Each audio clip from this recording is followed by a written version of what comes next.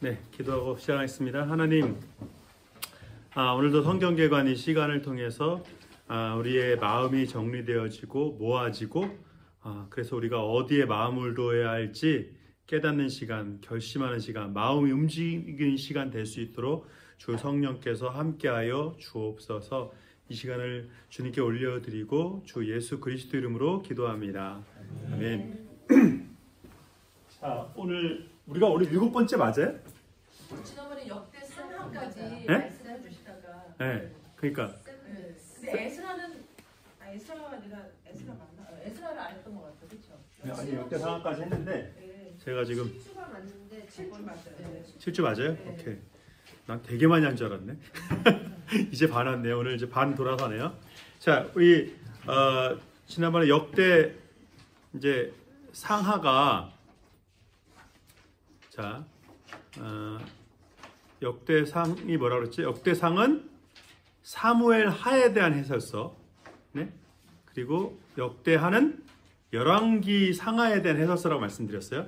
그리고 역대상하는 그러니까 누가 저자라고 보여진다고요? 에스라라고 보여진다고요. 그러니까 출애굽한 모세가 모세오경을 기록한 창세기를 기록한 것처럼 이제 포로 귀환하는 에스라가 2차 귀환하는 에스라가 지난 역사를 먼저 돌아보는 거죠. 정리하고 돌아보는 거죠. 특별히 이제 그 역대하 같은 경우에는 그 남유다의 역사만을 다룬다. 왜냐하면 이제 귀환 공동체가 유다 베냐민 지파 중심이기 때문에 그렇거든요. 좀 이따 에스라에 보면 에스라 때 그 스룹바벨 그리고 이제 에스라 때 그 스룹바벨 때 1차 귀환 그 명단들을 보면 유다 지파, 베냐민 지파 그렇게 얘기를 해요. 네? 그러니까 유다 지파, 베냐민 지파가 뭐예요? 왜 유다 지파, 베냐민 지파겠어요? 여기 써 있잖아요. 남유다 중심의 성전 재건이라는 거예요. 네?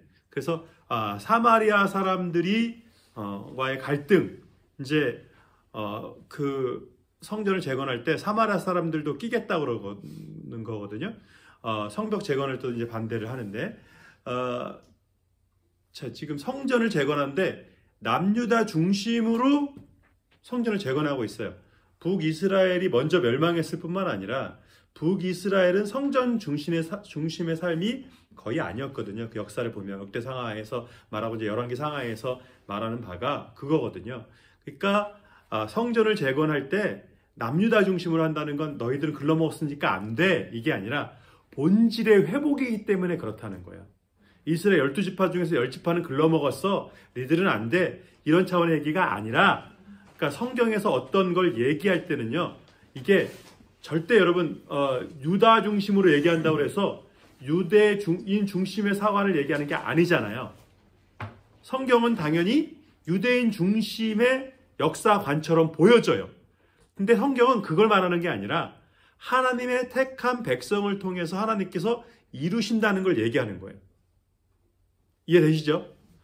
유대인 중심으로 성경이 쓰여진 것처럼 보이지만 아브라함을 택하시고 아브라함을 통해서 역사를 이루시기 때문에 당연히 아브라함의 후손 중심인 것으로 세상의 중심이 아브라함의 후손, 세상의 중심이 유대인 그렇게 보이죠. 당연히 하나님이 유대인을 통해서 역사를 하셨기 때문에. 그러나 아브라함을 통해서 온 민족을 구원하게 하시고자 아브라함 열방의 아버지 그 이름에서부터 이미 나와 있잖아요. 아브라함 열방의 아버지. 그러니까 유대인만의 역사가 아닌 거죠. 그럼에도 성경에서 유대인 중심을 통해서 계속 다른 얘기들을 안 하는 이유는 하나님께서 하나님의 뜻대로 세운 사람들을 통해서 예배 받으시고 하나님의 일을 해 나가신다는 것을 보여주기 위해서 유대인 중심으로 이 성경이 기록되었다. 따라오셨죠? 그러면 포로 귀환한 이스라엘이 유다와 베냐민 지파 중심, 남유다 사람들만을 중심으로 해서 성전을 재건하는 건 나머지 10지파는 안 돼. 이 얘기가 아니라 본질의 회복을 말하고자 한다는 거예요. 남유다가 그래도 다윗의 후손의 사람들로 다윗의 그 정통성을 이어서 하나님의 뜻대로 성전을 세워가는 성전 중심의 삶을 그래도 살았던 왕국이기 때문에 남유다 중심으로 이제 포로 귀환이 이루어졌다는 것을 이제 말하게 되는 거죠. 그러니까 첫 번째 그래서 1차 귀환을 보면 1차 귀환은 누가 했어요? 스룹바벨을 중심으로, 그러니까 스룹바벨 성전이라고 그러잖아요. 스룹바벨을 중심으로 1차 귀환을 했어요. 그때는 성전을 재건했죠. 그리고 BC 478년에 이제 에스더가 이 아하수에로 왕이 에스더를 왕비로 세우잖아요. 그러니까 1차 귀환과 2차 귀환 사이에 에스더의 이야기가 있어요. 그런데 성경에서는 에스라, 느헤미야, 에스더 뒤로 돌리죠. 왜 그러겠어요?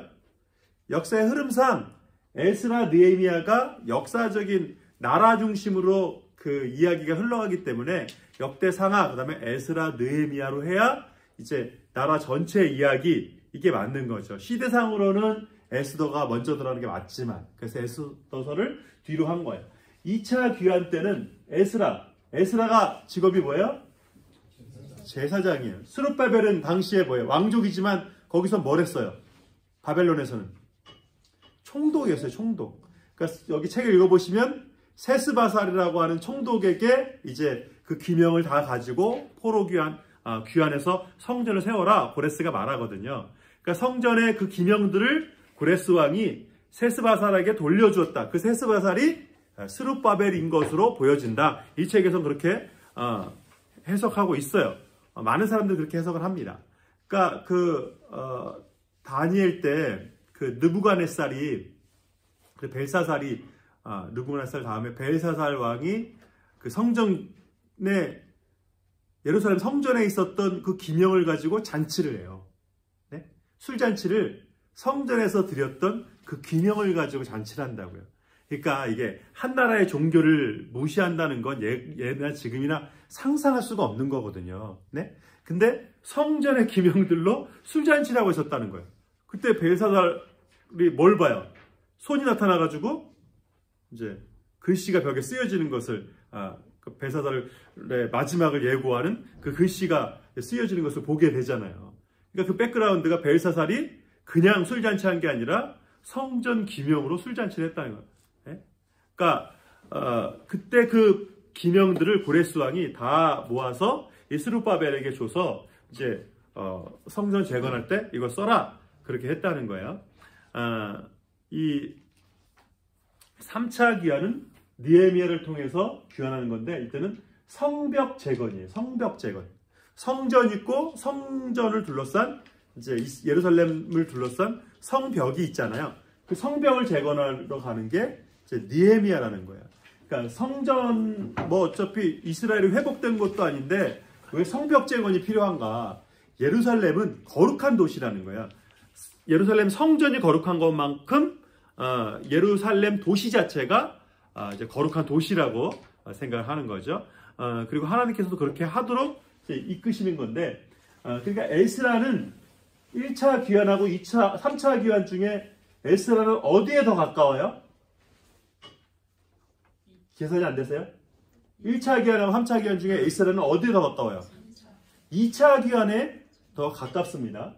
이따가 이제 얘기를 보면서 에스라서의 이야기가 에스라가 제사장이기 때문에 이제 그 영적으로 이스라엘의 그 신앙을 재건하는 그런 얘기가 나오는데, 스룹바벨과는 상당히 좀 떨어져 있는 거리에 있다는 거예요. 그러니까 에스라는 오히려 3차 귀환에 가깝다는 걸, 그 맥락을 생각하고 에스라가 지금 신앙 고백하고 이제 이스라엘 백성들의 신앙을 북돋는 그 상황이 스룹바벨이 성전 건축하고 한참 뒤였다는 거야. 그러니까 성전 건축과 성전 재건과 함께 곧바로 일어난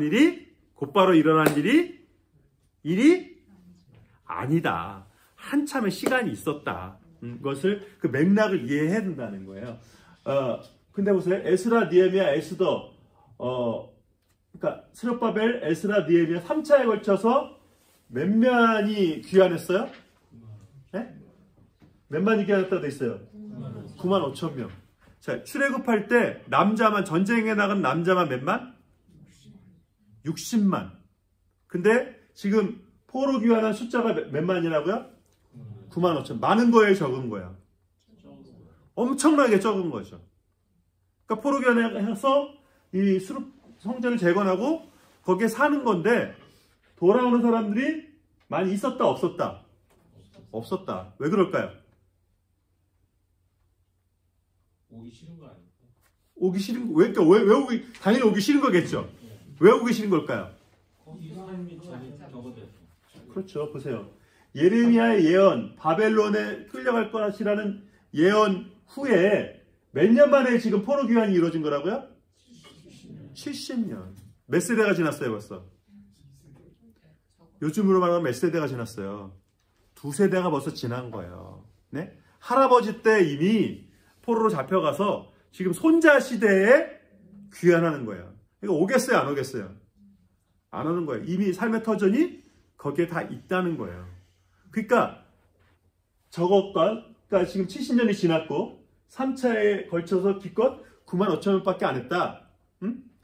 이 맥락을 이걸 생각하면 왜 느헤미야 때 성벽 재건할 때 사마리아 사람들이 반대했는지, 그리고 거기에 느헤미야가 대처하기가 얼마나 어려웠겠는지, 스룹바벨이 에스라가 성전을 재건하고 신앙을 재건할 때 반대자들을 상대하는 것이 얼마나 어려운 상황이었을지, 느헤미야를 막 끌어내려고 광야에서 만나자 총독인데도 끌어내서 죽이려고 하잖아요. 네? 그러니까 그 상황이 지금 쉽지 않은 상황이라는 것을 이제 우리가 알 수가 있는 거예요. 9만 5천 원밖에 안 되니까. 네? 예수님 당시에, 제가 숫자가 기억 안 나는데, 예수님 당시에 예루살렘에 사는 유대인 전체가 50만인가 60만인가 그랬어요. 그리고 초막절 때, 유월절 때 예루살렘에 오는 사람의 숫자가 예수님 당시에, 네? 지금 수백만, 200만 이상의 디아스포라들이 여기저기 흩어져 살고 있는데 절기 때 예루살렘에 돌아오는 숫자가 30만이었다는 거예요. 네? 30만. 그러니까 예수님 당시에도 30만이었는데 지금 70년밖에 안 지났는데 9만 5천 명이면 상당히 적은 거죠. 그러니까 벌써 예루살렘에 대한 또 성전에 대한 이런 열심들이 많이 희석되고 이제 퇴색됐다는 것을 이제 알 수가 있는 거죠. 자, 에스라서에 이 1차 귀환, 2차 귀환이 다 기록이 되어 있거든요. 그러니까 스룹바벨이 1차 귀환을 적은 것이 아니라 에스라가 스룹바벨의 1차 귀환을 기술을 한 거죠. 고레스 왕이, 바사왕 고레스가 이제 유대인들이 돌아가도 좋다고 성전을 재건하는 일을 허락해 줬어요. 그런데 이 고레스는 지금으로 말하면 페르시아인데 건국의 아버지로 불리는 인물인데, 원래 고레스를 어디 왕이라고 그래요? 성경에서는 무슨 왕? 다 써 있는 거잖아. 물어보는데 지금 바사왕이라고 하잖아. 바사왕. 근데 원래는 메대 바사왕이에요. 메대 바사.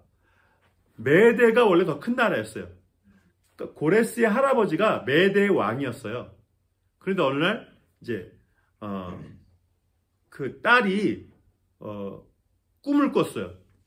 그 고레스 왕의 할아버지의 딸이니까 고레스의 엄마가 꿈을 꿨어요. 네? 아직 결혼하기 전인데 꿈을 꿨는데 이제 하여간 꿈을 꿨는데 그 꿈이 좀 심상치 않아서 그러니까 고레스 왕의 엄마가 꿈을 꿨는데 꿈에 자기가 소변을 봤는데 그 소변 때문에 메대가 이렇게 휩쓸러졌다는 거야. 홍수가 났다는 거야. 그걸 이제 점장한테 물어봤더니 뭐라고 그러냐면, 공주님이 낳은 아들이, 이건 누가 봐도 이거 꿈에서 별로 필요 없는 사람이 봐도 뭐예요. 공주님이 낳은 아들이 이 메대를 망칠 겁니다. 그러니까 고레스 왕의 할아버지가 만약에 공주가 아들을 낳으면 이제 죽여야겠다 생각을 하고 있었는데 결혼하고 공주가 아들을 낳은 거죠. 그래서 신하를 시켜서 죽이라고 했어요. 근데 이제 우리가 항상 보면 알지만 죽여요, 안 죽여요? 신하가 안 죽이고 저 변방에 이제 바사의 구석으로 이 고레스를 이제 보내버린 거죠. 거기다 이제 키우게 한 거죠. 근데 고레스가 커서 어떻게 됐어요? 고레스가 커서 있는데 할아버지가 거기 지나가다가 또 꼬맹이가 뭐 전쟁놀이를 하는데 뭐 기가 막히게 리더십을 발휘하더라. 뭐 그 할아버지가 딱 한눈에 자기 손자인 걸 알아봤다는 거예요. 그러니까 누가 지금 명을 거역한 거예요? 그 할아버지가 그 신한테 명령했는데 그 신하가 명을 거역한 거잖아요. 그래서 그 고레스 왕의 할아버지가 어떻게 하냐면 그 명을 거역한 신하의 자식들을 신하가 보는 데서 다 죽여요. 네? 그래서 그 신하가 앙심을 품고 고레스하고 결탁을 해가지고 이제 전쟁을 일으켜가지고 메데바사를 통일했다는 전설의 이야기가 있습니다. 그러니까 그런 거 보면은 뭐 신탁도 있고 뭐 점쟁이 말도 있겠지만 결국 자충수를 두는 거죠. 그걸 안 했으면 그렇게 안 됐을 수도 있는 건데 하여간 그런 전설이 있을 만큼 고레스 왕은 전설적인 그런 인물 중에 한 사람이었다는 거예요. 그리고 고레스 왕이 그렇게 나이스하고 그런 사람이 아니었다는 거예요. 그런데 고레스가 왜 이 포로 귀환을 허락했는지 이게 참 의문인 거죠. 근데 우리는 어떻게 할 수 있어요? 그걸 결국 누가 하신 거야? 이미 고레스 왕을 통한 그 포로 귀환은 역대하에 이미 기록이 되잖아요. 그러니까 하나님께서 고레스를 통해서 일하실 것이라는 것을 이미 예고했다는 거예요. 우리가 이 역사적인 시간의 흐름 속에서는 이제 역대상하, 에스라, 느헤미야 그리고 다니엘서가 한참 뒤에 있기 때문에 다니엘이 후대 사람인 걸로 생각하는데 보세요. 다니엘은 BC 605년에 포로가 됐어요. 고레스는 BC 559년이잖아요. 그러니까 다니엘은 바벨론 시절에 포로가 된 사람이에요. 그러니까 다니엘과 에스겔은요 포로 시대의 인물이에요. 포로 시대, 바벨론 포로 시대의 인물들이고 바벨론 다음이 아수르 바벨론, 그 다음에 바사잖아요.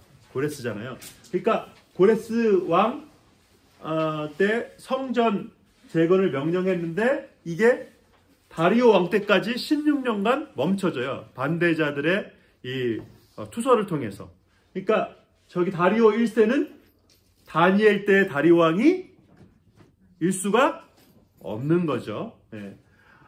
그걸 좀 아시라고 제가 이렇게 적어 놓은 거고요. 그래서 이 남유다가 이 포로 귀환을 하는데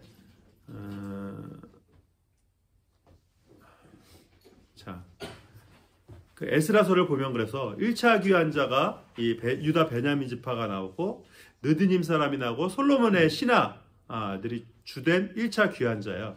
유다 베냐민 지파는 아까도 말씀드렸지만 어느 나라 중심의 포로 귀환? 남유다 중심의 포로 귀환이라는 거야. 성전을 재건하기 때문에 남유다 중심의 포로 귀환. 느드님 사람이라고 하는 사람들은 이게 여기 처음 나오는 이름인데 이 사람들은 어떤 사람이냐면 그 기브온 왕국의 후예들이에요. 기브온이 어떤 사람들이었어요? 어느 시대 사람이에요? 어느 시대에 등장하죠? 기브온. 사사? 다윗? 사무엘? 여호수아 때 거짓을 속여가지고 우리 가나안 사람 아니다. 신발 이렇게 비벼가지고 이제 신발 다른 신발하고 곰팡이 서렸는데 떡을 가지고 우리 가나안 사람 아니다 해서 어떻게 돼? 그 사람들은 어떻게 돼요? 네, 종으로 나무 패고 물 깃는 사람이 되잖아요. 그래서 기본의 배신 때문에 그 블레셋 족속이 이제 기본을 멸하겠다고 가니까 어떻게 했어요? 여호수아가 도와줬잖아요. 그때 무슨 사건이 있었어요? 해가 멈춘 사건이 있었잖아요. 월요일날 이 시기 때면서요.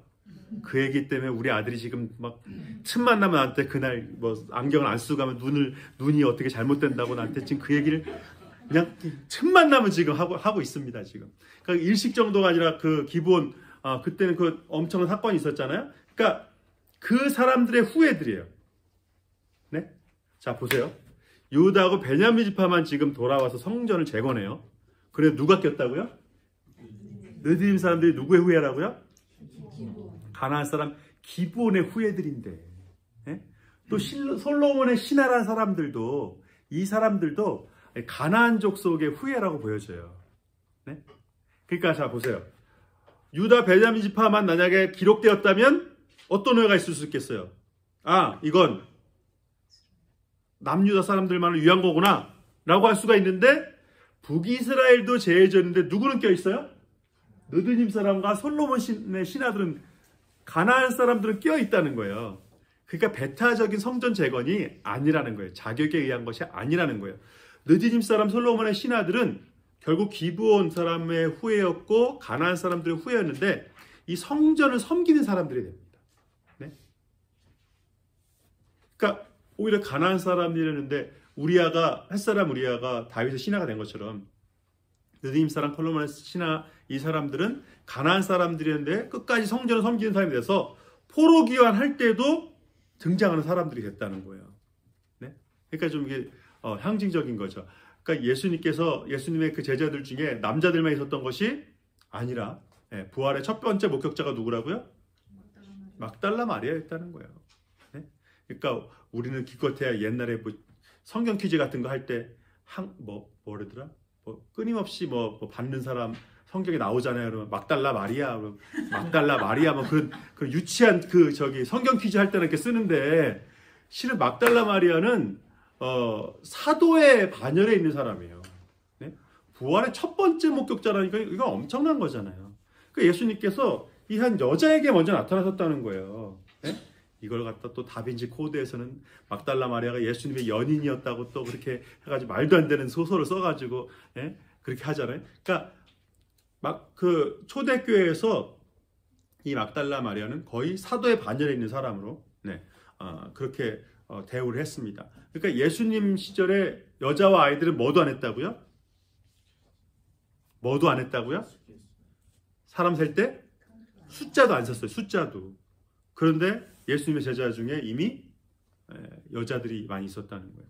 거기에 유대인만 있었던 것도 아니고 헬라 사람들도 있었고 헤롯 사람들도 있었고 헤롯 집안 사람도 있었고 빌라도 총독 그 집안에 있는 사람들도 있었다는 거예요. 그러니까 이 기독교가 결코 배타적이지 않아요. 근데 지금 이제 오늘날 하여간 종교적인 문제로 미국에서 과시받는 종교는 기독교밖에 없습니다. 천주교도 과시받지 않아요. 오직 개신교 크리스찬들만 이게 불리한 가운데 있죠. 제가 요새 그 넷플릭스에서 드라마 보다가 깜짝 놀란 게 드라마가 아무리 좀 뭐라 그럴까요? 그 호러 무비고 막 그래도요. 목사를 죽이는 드라마는 공중파에서는 별로 안 나왔거든요. 더군다나 한국 드라마에서. 근데 한국 드라마에서 목사가 그 저기하고 조폭하고 돈 세탁에 결탁됐다고 그래서 이 목사를 죽이는 장면이 나오더라고요. 그러니까 그게 목사 그런 얘기 아니라 그러니까 그만큼 그러니까 전혀 사회가 개신교에 대해 여러분 한국 드라마에서 제가 요새 그런 거 종종 봐요. 약간 웃기게 얘기하고 그런 거 개신교는 많이 나와요. 근데 신부를 죽이고 중을 죽이고 그런 건 제가 전설의 고향 때도 못 봤네요. 전설의 고향 때는 개신교도 없었는데, 그러니까 지금 사회가 이제 그런 거에 그러니까 개신교가 상당히 배타적으로 지금 오히려 개신교가 배타당하고 있죠. 그러니까 문화적으로 많이 그러고 있는데 독선적인 신앙이 있다고 그렇게 오해를 받아요. 개신교가. 오케이. 자, 근데 느헤미야가 이렇게 아까 말씀드렸듯이 이 성벽 재건에 실은 열심을 했는데 느헤미야가 이제 아무래도 그 술관원장이니까 다시 돌아갔잖아요.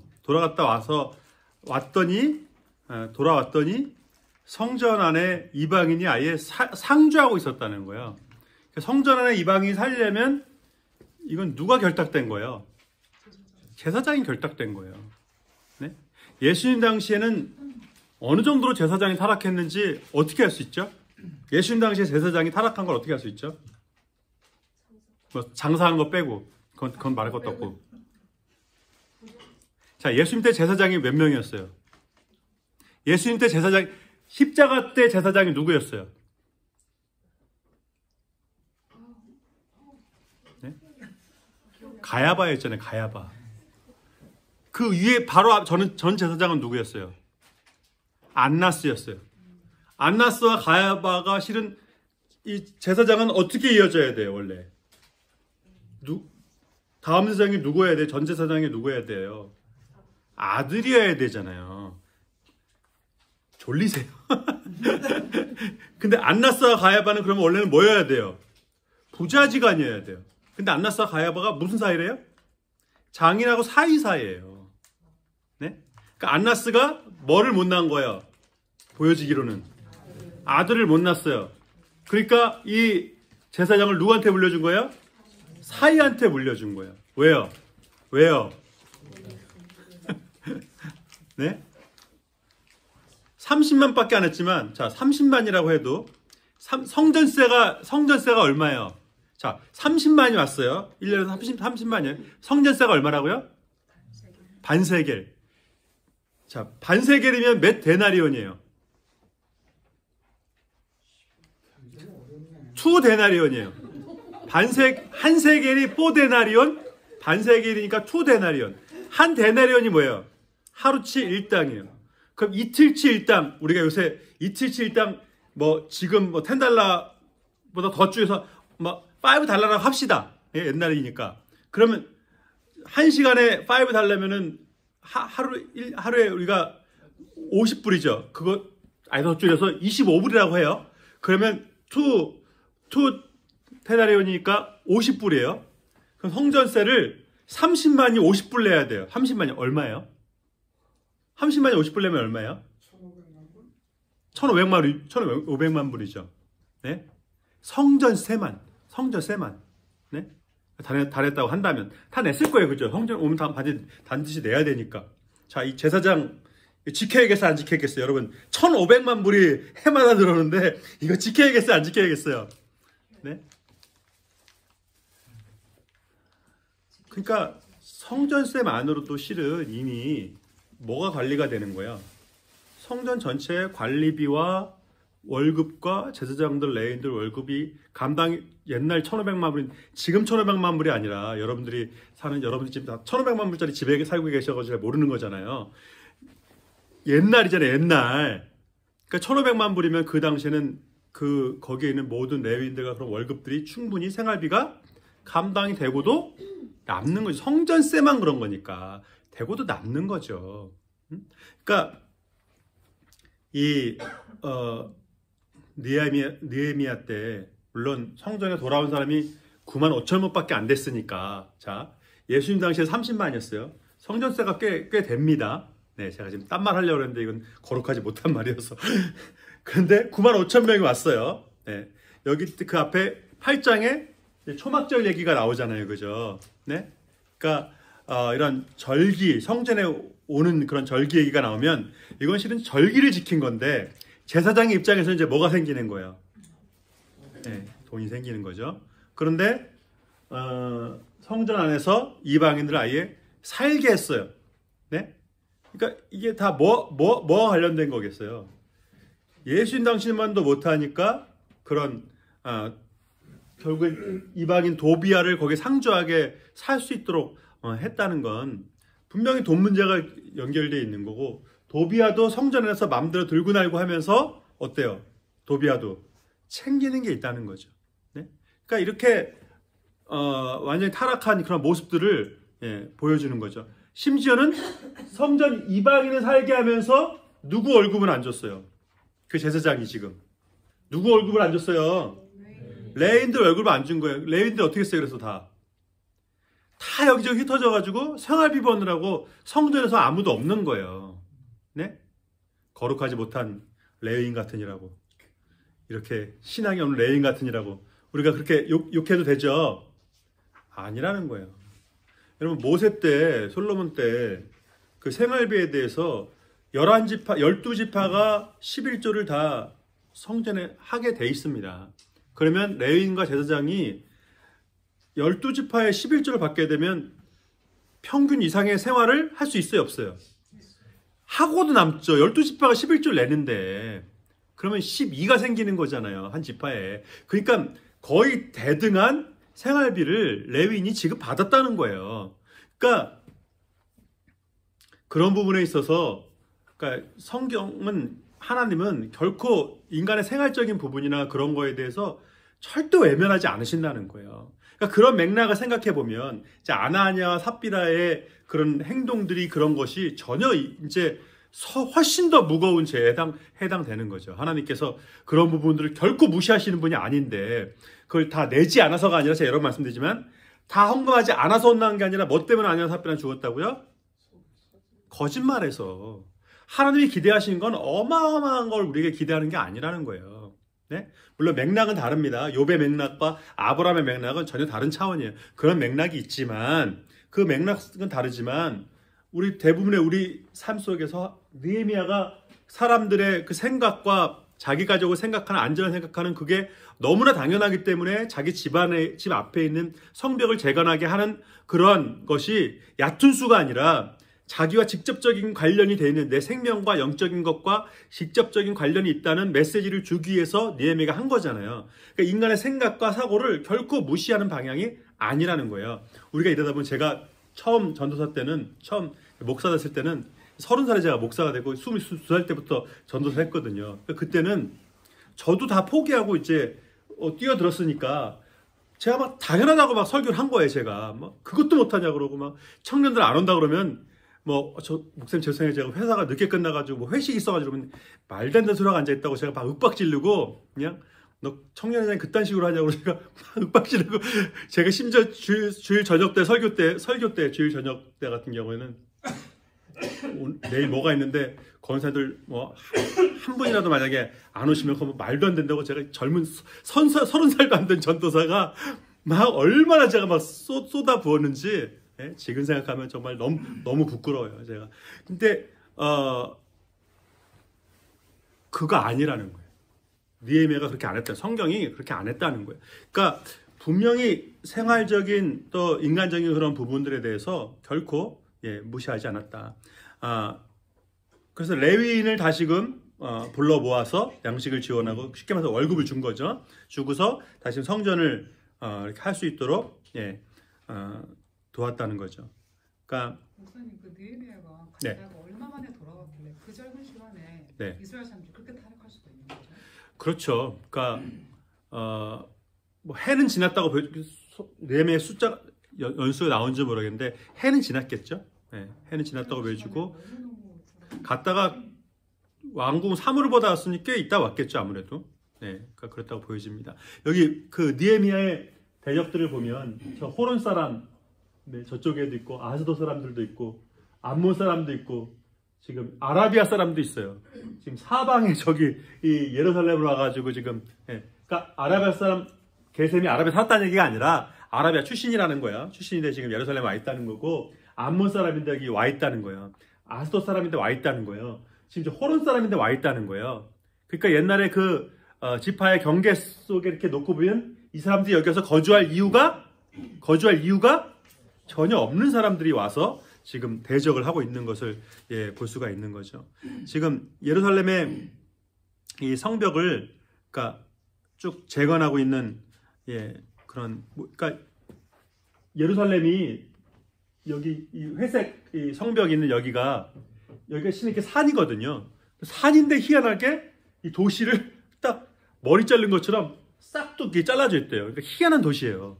그러니까 성위가 평평하게 도시를 이룰 수 있을 정도로 평평해져 있다는 거예요. 참 희한하죠. 그러니까 난공불락의 요새인 거죠. 그러니까 여기 기드론문 이런 기드론 쪽이었나? 여기 기온샘. 이 기온샘이 유명한 게 뭘까요? 자, 이렇게 깎아질렀으니까 실은 철옹성이죠. 이렇게 벽 이렇게 해놓으면은 아무도 못 들어오겠죠. 사방으로 못 들어오겠죠. 네? 만리장성이 부럽지 않죠. 근데 문제가 하나 있죠.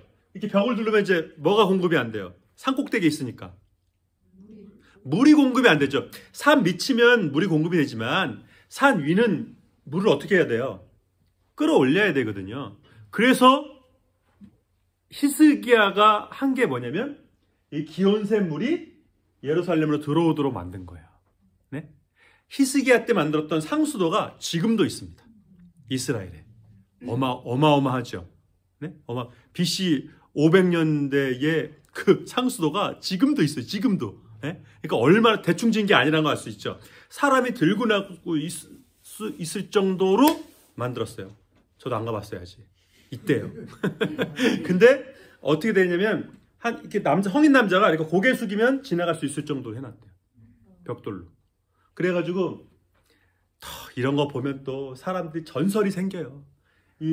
그 상수도 거기로 이렇게 숙이고 들어가면 허리가 낫는다는 또 전설이 또 언제부턴가 이게 또 돌아가지고요. 한국 사람들 또 그 전설을 믿고서 거기 상수도 이렇게 줄지어가지고 이렇게 들어갔대요.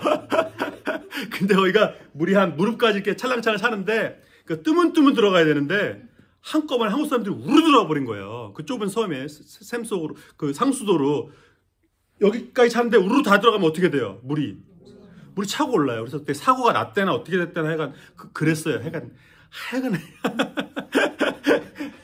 그랬대요. 그러니까 지금 여기를 재건하면서 실은 아까 보세요. 이 재건과 뭘 보셔야 되냐면 이걸 보셔야 되는 거예요. 지금 예루살렘의 그 성벽을 재건하는 거잖아요. 네? 이렇게 재건하는 거잖아요. 그러면 지금 이 반대자들이 성벽을 다 재건하면 들어올 수 있어요, 없어요, 이제? 이 사람들이 이렇게 재건하면 들어올 수 있어요, 없어요? 들어올 수 없죠. 누구의 허락 없이는. 그 유대의 관리자들의 허락 없이는 들어올 수가 없는 거죠. 네? 그러니까 그런데도 자, 느헤미야가 복귀의 땅에 돌아왔어요. 이거 다 누가 문 열어준 거예요? 제사장이 문 열어줬고 관리자들이 느헤미야가 세운 사람들이 문 열어줬다는 얘기죠. 네? 에스더서는 아까도 말씀드렸지만 에스라 사이에 느헤미야 저기 사이죠. 갑자기 까먹었어. 네. 스룹바벨 다음이 에스더죠. 그러니까 원래 이 에스더서가 앞에 가야 되는데 에스라 느헤미야 다음에 열왕기 상하 다음에 에스라 느헤미야가 역사적으로 더 흐름이 맞기 때문에 에스라 느헤미야를 먼저 기록하고 에스더서를 그 뒤에 이제 순서상 그렇게 놓은 건데 자 에스라 느헤미야 때는 포로 귀환이 몇만 명? 9만 5천 명 1, 2, 3자 다 합쳐서 그러면 지금 이 디아스포라 바사 제국에 살고 있는 유대인들만 적어도 200만 이상이 살고 있는 거예요. 그러면 지금 이 바사 제국 전체에 200만 이상의 유대인들이 아직 남아 있다는 거죠. 네? 그럼 자 술관원장 느헤미야는 기꺼이 보내준 거예요. 다리오 왕이 기꺼이 보내준 거예요. 그죠? 되게 나이스해 보이죠? 그렇잖아요. 되게 나이스해 보이잖아요. 고레스 왕도 성전 기명을 다 줬어요. 되게 나이스해 보이잖아요. 그것만 놓고 보면 그죠? 그러면 지금 바사 제국에 남아있는 이 유대인들이 만약에 그 고레스 왕이나 다리오 왕이 나이스한 것처럼 정말 모든 유대인들에게 나이스하다면 바사 제국에 남아있는 유대인들의 삶이 어때야 돼요? 실은 되게 안전해야 되죠. 그죠? 그 살만해야 되는 거죠. 그죠? 근데 에스더서가 그걸 보여주는 거예요. 바사 제국에 남아있는 유대인들의 지금 실상이 어떤지 보여주고 있는 거예요. 자, 에스더가 왕후가 됐어요. 왕후가 됐으면 적어도 뭘 밝혀야 돼요? 자기의 진짜 배경을 말해야 되잖아요. 근데 하만이 그 얘기를 그 유대인을 다 죽이려고 할 때까지 그러니까 하만조차도 에스더가 유대인인 것을 몰랐다는 거죠. 네? 왕후가 유대인인데 유대인 죽이려는 짓을 신하가 하겠어요, 안 하겠어요? 네? 그 앞에 와스디가 어떻게 됐어요? 폐위됐잖아요. 전 왕비가 폐위됐다고요. 그러니까 와스디는 이 바사제국 사람인 걸로 보여집니다. 그러면 와스디가 전 왕비가 폐위가 됐다면 에스더의 자리도 실은 안정적이지 않은 거죠. 하만이 유대인을 다 죽이려고 했다면 와스디를 폐위하는 일에 아마 하만이 찬성표를 했을 겁니다. 그러면 유대인들을 다 죽이려고 할 때 제일 먼저 지금 숙출해야 되는 사람이 누구예요? 에스더예요. 모르드게는 유대인인 걸 알았지만 에스더가 유대인인 걸 알았다면 하만이 에스더를 가장 먼저 축출해야 되는 거예요. 죽여야 되는, 적어도 폐위시켜야 되는 거예요. 그래야 이게 이 신하 하만이 부담이 없는 거죠. 왕후를 폐위한 그 1등 공신이 하만이다. 이건 정치적으로 너무 부담이 되는 거죠. 그런데 이거를 몰랐다는 거예요. 그리고 그렇다면 뿐만 아니라 하만이 유대인 전체를 죽이려는 시도를 하만이 했다는 거예요. 이건 결국 바사 제국에 남아있는 유대인들의 삶이 어떻다는 거예요. 지금 무척이나 위태위태하다는 거죠. 언제 이런 일들이 일어나도 결코 이상한 일이 아니라는 거죠. 왕의 조서 한마디면 유대인 300만을 죽여 바사 제국에 여기 숫자도 나와요. 그 바사 제국에 몇십만이 어디 몇십만 살았어요. 200만이 다 산 건 아니지만 그 몇십만 명이 살고 있는데 그걸 아무리 포로라고 해도 몇십만, 60만, 70만을 죽이는 일을 아무리 포악한 왕이라도 할까요, 안 할까요? 네? 모르겠어요? 김일성이라도 60만, 70만을 죽이는 일을 지금 러시아 대통령 누구죠? 푸틴이에요? 이름이 갑자기 생각이 안 나니. 푸틴이 전쟁을 이렇게 해서 뭐 벌써 많은 사람이 죽긴 했지만 러시아에 있는 비러시아 사람들을 죽이는 70만 죽이는 일을 러시아에 살고 있는 러시아 출신 아닌 사람들을 어쨌든 국민인데 시민권자인데 죽이는 일을 푸틴이 할까요, 안 할까요? 그런 정치적인 부담을 갖지 않죠. 그런데 하만이 그거를 올렸다는 거예요. 유대인들 70만을 60만을 죽이는 일을 허락해 주십시오. 그러니까 실은 이 하만이 정치적으로 지금 잘하는 신한 거예요, 못하는 신한 거예요? 엄청나게 이게 잘못 뽑은 사람인 거죠. 왜 그럼 이런 하만을 뽑았을까? 그 아하수에르 왕이 동양으로 말하면 칭기스칸 같은 그런 기질을 갖고 있는 사람이래요. 그러니까 지금 메데 바사 왕국이 충분히 큰 나라인데 실은 중동을 다 장악한 거잖아요. 그러니까 자기 주변의 모든 나라들을 실은 다 점령한 거예요. 거기에 왕이에요. 네? 한 대륙의 왕이에요. 그런데 아하수에르 왕이 어디를 정보를 시도했냐면 그리스 정보를 시도했어요. 그리스는 뭐 타고 가야 돼요? 배 타고 가야 돼요. 중동 사람들이 배 잘 타요? 모르겠어요. 알라딘 요술램프의 사람들 배 잘 타는지 모르겠지만 그리스 정보를 시도했어요. 그랬는데 실패했어요. 그러니까 그리스 정보를 앞두고 잔치를 벌인 얘기가 이 에스더서의 첫 번째 얘기예요. 그리스 정보라는 얘기는 안 나오지만 역사적인 얘기를 보면 아하수에르 왕이 이제 그리스 정보를 앞두고 잔치를 벌인 거야. 먼저 신하들부터 다독여야 되잖아요. 이 군사력을 이제 모으려면 이 돈을 내는 이 신하들부터 먼저 잡아야 되잖아요.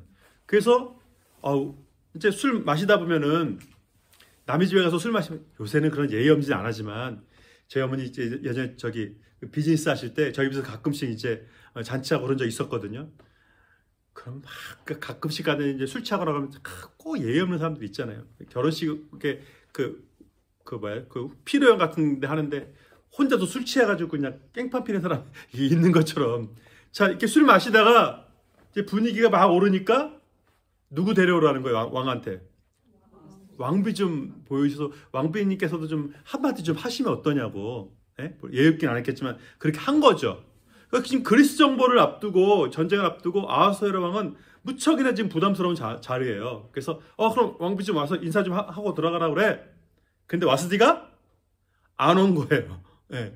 그러니까 이 신하들이 지금 전쟁을 앞두고 지금 온 나라가 지금 다 힘을 쏟고 있는데 왕비가 얼굴도 안 비쳤다는 이게 지금 다른 때와 전혀 다른 상황이었다는 거죠.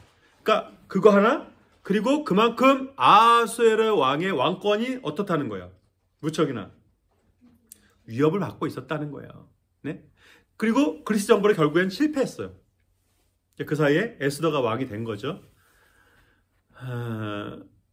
이제 정벌을 실패했고 나가기 전도 부담스러웠는데 나가고 나는데 졌어요.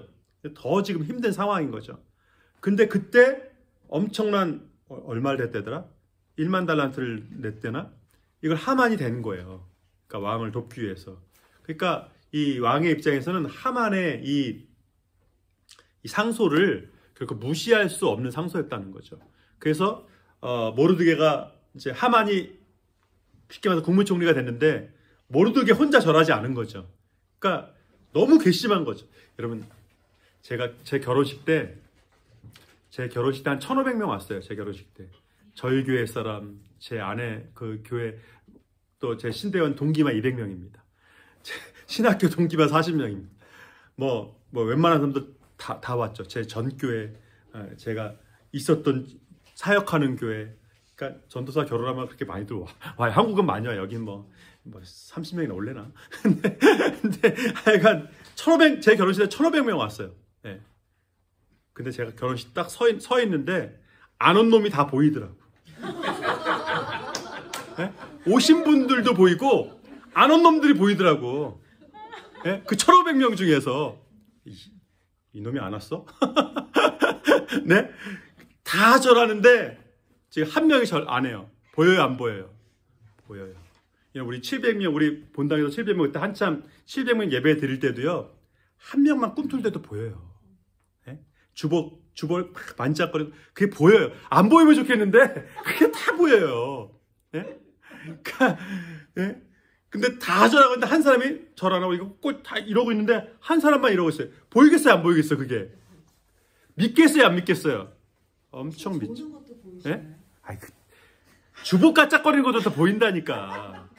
여러분, 제가 눈이 좋아서 저 눈 안 좋아요. 눈이 좋아서 보이는 게 아니라 집사님도 거기 강단에 서면요, 내가 얘기하고 있는데 딴짓하고 있는 사람 다 보여요. 네? 우리 교인들은 대부분 잘 하시는데 대부분 안 움직이시고 끝까지 잘 들으시는데 다 보여요. 자, 그러니까 하만이 이 모르드게가 얼마나 괘씸했겠어요. 얼마나. 그 인사하는 게 뭐라고. 네? 근데 왜 그러면 모르드게가 그 인사하는 게 뭐라고. 네? 하만은 인사 안 했을까? 하만한테. 응? 국무총리 됐다는데 자기 상관인데 왜 안 했을까? 하만이 바사 제국의 신하긴 하지만 그 원래 나라가 어디 나라 사람이냐면 아말렉 사람이에요. 아말렉 사람. 아말렉이 어디냐면 그 돼지족발 애굽 있잖아요. 거기 바로 이거 아말렉이에요. 그래서 이스라엘이 이렇게 해서 아말렉을 지나서 가는데 이미 아말렉을 지나서 가고 있어요. 근데 뒤에서 친 족속이 아말렉이에요. 네? 그러니까 그 출애굽할 때, 그러니까 하나님께서 그래서 그때부터 아말렉을 진멸하라고 하시는 거예요. 네? 출애굽의 구원의 역사를 방해한 민족이기 때문에. 그래서 아말렉, 더군다나 아각 사람이라고 보여져요. 아각 언제 사람이에요? 아가왕. 이스라엘 역사 속에서 아각 이름도 어려워. 아각왕. 네? 그 어느 때 왕이었죠? 이스라엘 왕 때 사울 왕 때였나? 그 누구였죠? 엘리사 때였나? 엘리야 때 기억이 안 나네. 그 아가왕을 잡았는데 죽이라고 했는데 다 이기고 나니까 아방인가 보다. 당신 나의 이제 형제라고 그러잖아요. 그것 때문에 이제 결국, 그러니까 아말렉을 진멸할 수 있는 마지막 찬스가 그때 그 아가강을 죽일 때예요. 그때 죽였으면, 이제 북이스라엘 때 이제 죽였으면 이제 아말렉을 거의 완전히 진멸하는 그런 상태였거든요. 근데 그때 이제 아방이 맞을 거예요, 아마. 틀리면 때 얘기해 주세요. 다시 다음에. 그러니까 그 후에예요. 그러니까 죽을 뻔한 그 아각 왕의 후예라고요. 그러니까 이 하만이 겨우 살아남은 적인데, 완전히 그 이스라엘 역사 속에서 보면 아말렉을 진멸하라는 얘기가 계속 나오는 적대자 중에 적대자인 거예요. 그리고 출애굽의 반대죠. 하나님께서 진멸하라고 했던 그 사람의 후예. 자, 모르드게가, 그걸 아는 모르드게가 인사할 수 있겠어요, 없겠어요? 인사할 수 없는 거죠. 네.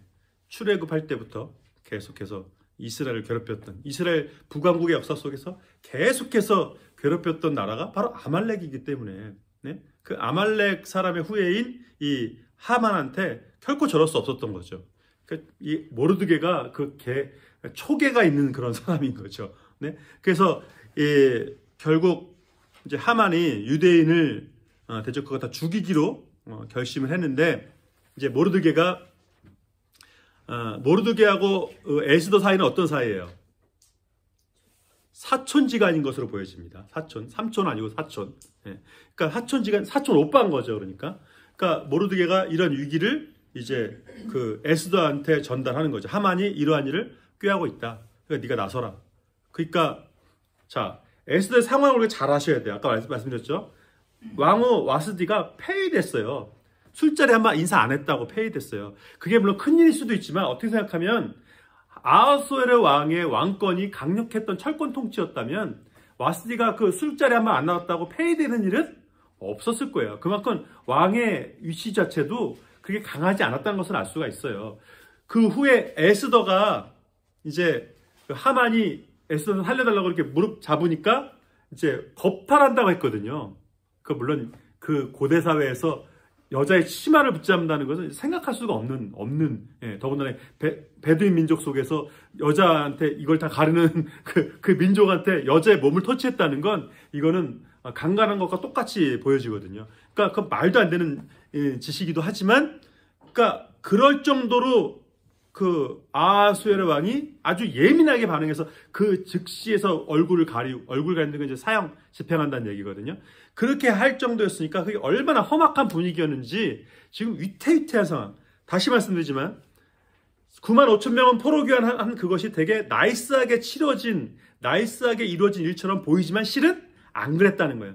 하나님께서 얘기하셨던 구원 역사 속에서 에스라, 느헤미야, 스룹바벨이 1차, 2차, 3차 귀환을 한 건 맞지만 그게 나이스하게 이루어진 것처럼 보이지만 실은 남아있는 바사 제국의 사람들의, 유대인들의 그 상황을 보면 결코 바사 제국이 유대인들에게 호의적인 것은 아니었다는 것을 알 수가 있다는 거예요. 그러니까 에스더가 그런 상황 속에서 지금 더군다나 유대인을 다 죽여야 된다고 하는 것이 지금 왕의 조서가 내려지고 있는 이 상황 속에서 그때 자기가 유대인인 것을 드러내는 것이 쉽겠어요? 어렵겠어요?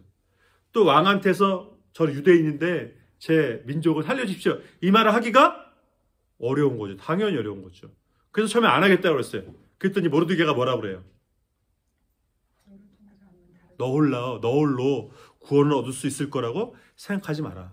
네가 이때 잠잠하면 하나님은 너 아닌 다른 사람으로 말미암아 유대인을 구원하시려니와 너와 네 집은, 네 아비 집은 망하리라. 모르드게가 아주 확실하게 얘기를 하죠. 야, 네가 입 다물고 있는다고 그래서 하나님이 너 말고 안 도와주실 것 같냐? 근데 네가 구원 역사에서 네가 빠진다면 너와 내 아버지 집은 망할 거다. 아주 막 강력하게 얘기하죠. 그러니까 에스더가 정신을 차리고 그럼 3일 동안 나를 위해서 기도해달라고 하고서 나도 금식하고 기도하고서 왕 앞에 나가겠습니다. 근데 이 에스더가 참 지혜로운 거예요. 그러니까 에스더가 뽑힐 때 뭘로 뽑혔어요? 뽑힐 때는 얼굴로 뽑혔어요. 얼굴로. 네. 근데 우리나라 말에 인물급 한다는 말이 실은 인물 좋은 사람이 바람 잘 피우고 뭐 그런 부정적인 단어가 아니에요. 원래 인물값 한다는 게 한국말에서는 그러니까 인상 좋고 인물 좋은 사람들이 이쁜 짓도 많이 한다는 얘기로 그게 쓰이는 단어예요. 에스더가 정말 인물값 하는 여자인 거예요. 그러니까 그 옛날에 신문에 보면 그거 아세요? 그거 뭐였죠? 네 단짜리 거기 브론디? 저만 아는 거예요 또? 블론디 4칸짜리 만화 모르세요? 미국 거기 그 금발 갖다 블론디라고 그러잖아요. 근데 미국에서 블론디 그러면 이쁜데 이제 머리 빈 사람을 얘기할 때 블론디라고 그런대요. 네, 그래서 여기서 보면 이제 블론디가 맨날 이제 헛소리 하거든요. 그러니까 그 농담 중에 그거 있어요. 이제 이코노미를 끊었는데 쉽게 말해서 블론디가 이코노미를 끊었는데 그 비즈니스석에 앉아 있는 거예요. 그러니까 승무원이 여기는 이코노미석이 아니라 비즈니스석이라고. 그러니까 블론디가 뭐라고 하냐면 나 블론디야. 그런 거예요. 나 금발에 나 블루 아이에 나 블론디야. 그러니까 아니 여기는요 비즈니스석이라니까요. 그러니까 송님은 이코노미 샀으니까 뒤로 가세요. 그러니까 블론디가 나 블론디라니까 그러는 거예요. 그러니까 승무원이 귀에다 대고서 뭐라고 해요. 그러니까 블론디가 뒤로 가요. 그 승무원이 뭐라고 그러냐면 여기 앉아 계시면 원하는 그 목적지 안 가요. 그랬어요. 무슨 말이지?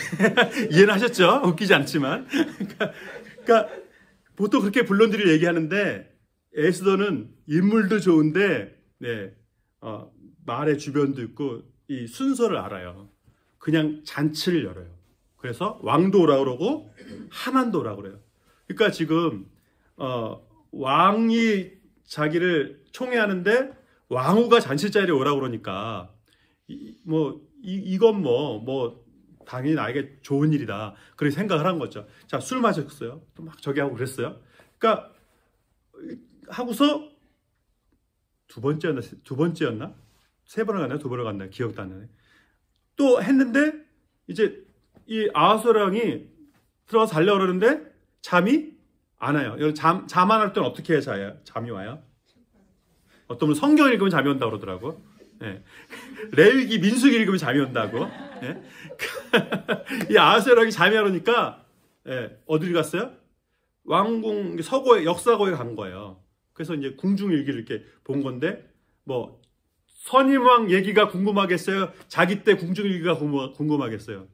자기 때가 궁금하죠. 근데 무슨 일이 있었나 이렇게 끄적끄적 이렇게 봤는데 보니까 마침 딱 펴서 봤는데 누구 얘기가 나와요? 모르드게 얘기가 나오는 거예요.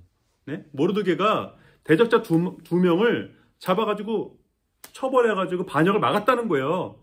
그래서 아니 이런 일이 있었어?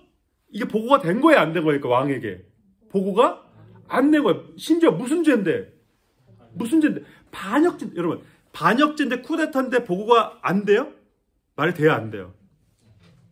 그러니까 지금 아하수에로 왕의 시스템이 어떻다는 거예요 이게 온전히 못한다는 거죠.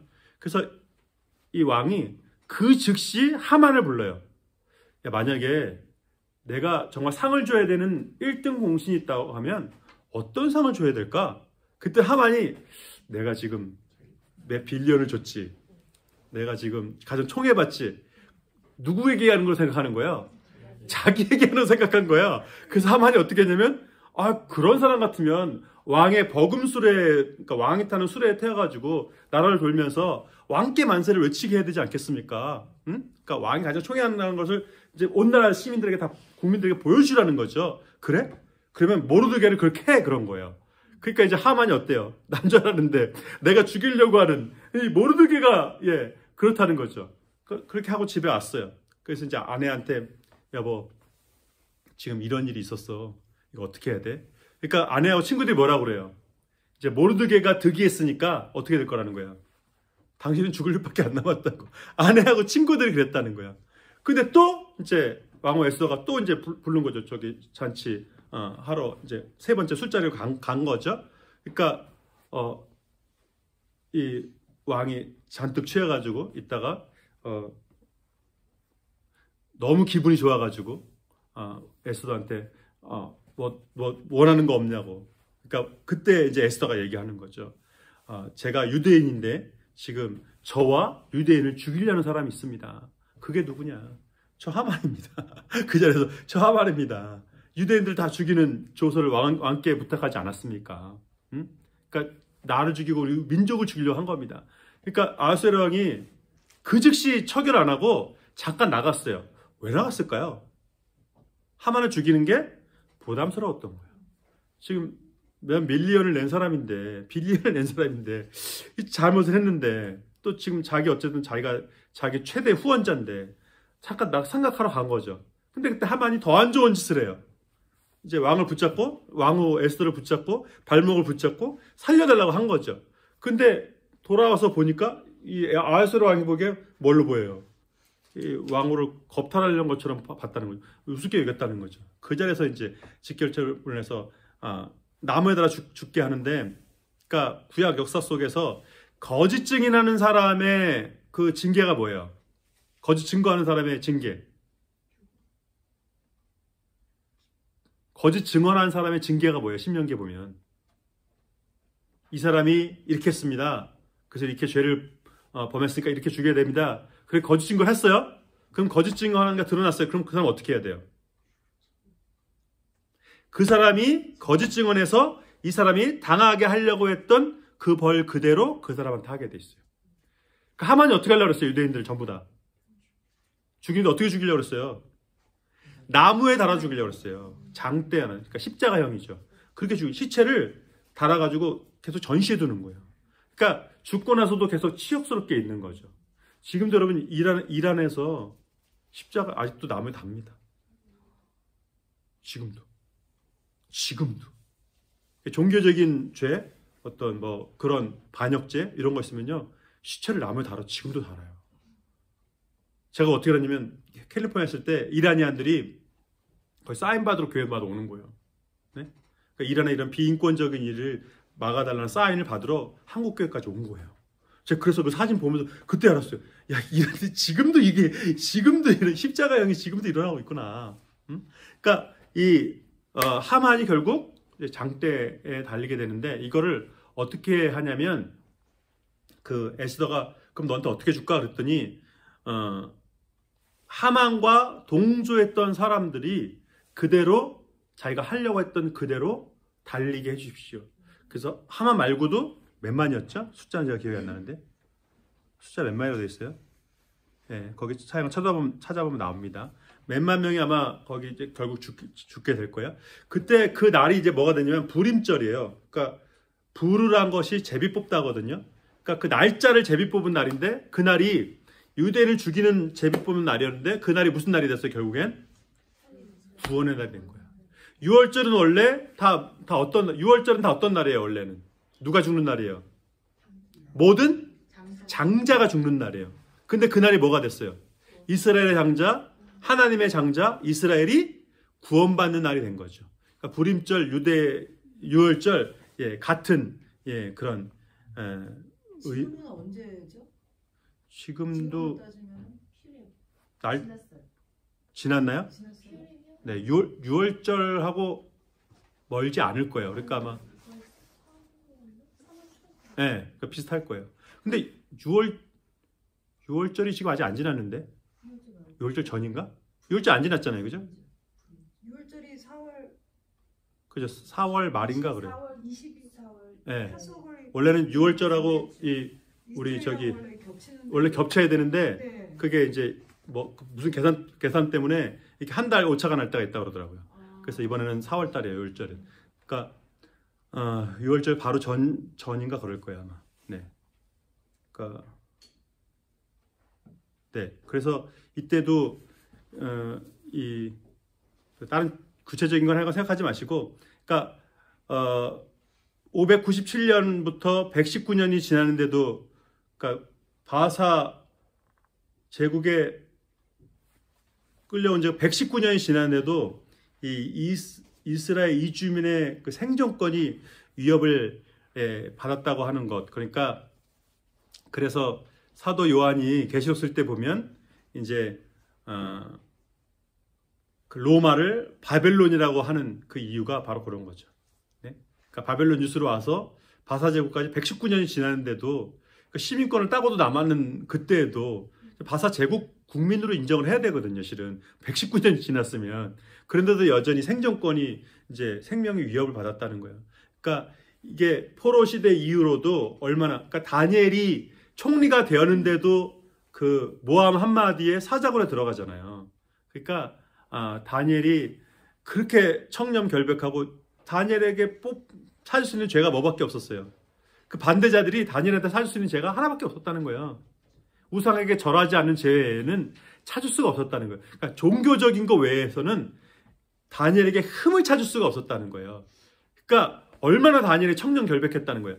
그런데도 모함을 받았다는 거예요. 그러니까 할 수가 없으니까 결국 종교적인 것으로 모함을 했다는 거예요. 그러니까 다니엘 시대도 마찬가지고 이 포로 시대도 마찬가지고 포로 귀환 시대도 마찬가지고 이스라엘의 생존권이 상당히 위협을 받았다.